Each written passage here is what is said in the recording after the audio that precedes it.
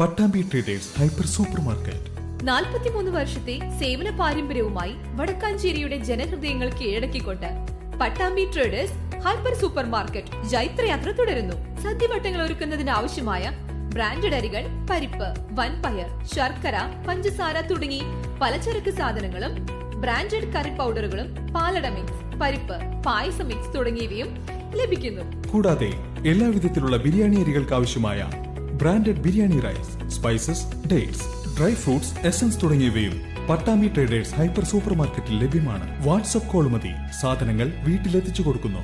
Contact 9238551902 9496348212.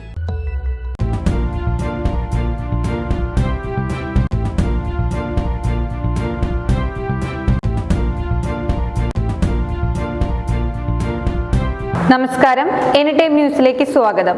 ഞാൻ Suryaprakash. PSC അംഗമാക്കാമെന്ന് വാഗ്ദാനം ചെയ്ത് കോഴ വാങ്ങിയെന്ന പരാതിയിൽ CPM ഏരിയ കമ്മിറ്റി അംഗം പ്രമോദ് കോട്ടുളിക്കെതിരെ നടപടിയെടുത്ത് പാർട്ടി പ്രമോദിനെ തിരഞ്ഞെടുക്കപ്പെട്ട സ്ഥാനങ്ങളിൽ നിന്ന് മാറ്റുമെന്ന് പാർട്ടി വൃത്തങ്ങൾ അറിയിച്ചു. കോഴിക്കോട് ജില്ലാ സെക്രട്ടേറിയറ്റ് അംഗം തിങ്കളാഴ്ച ചേരില്ല. നടപടി ഔദ്യോഗികമായി പാർട്ടി പിന്നീട് അറിയിക്കുമെന്നാണ് വിവരം.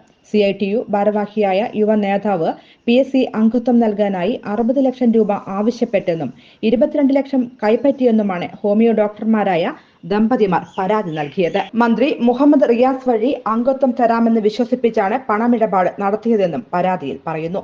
മന്ത്രി മുഹമ്മദ് റിയാസിന് പുറമെ MLA മാരായ KM സച്ചിൻ ദേവ്, തോട്ടത്തിൽ രവീന്ദ്രൻ എന്നിവരുടെ പേരുകളും പ്രാദേശിക നേതാവ് ഉപയോഗപ്പെടുത്തിയതായി ദമ്പതികളുടെ പരാതിയിലുണ്ട്.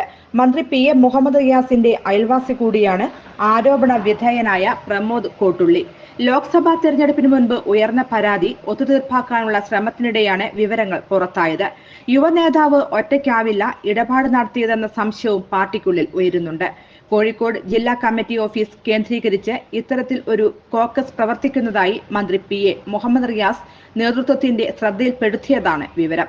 റിയാസിലൂടെ പാർട്ടി നേതൃത്വത്തിന്റെ അംഗീകാരം വാങ്ങി നൽകാമെന്ന് വിശ്വസിപ്പിച്ചാണ് PSC അംഗത്വം വാഗ്ദാനം ചെയ്തതെന്നാണ് പരാതി. News desk any time news.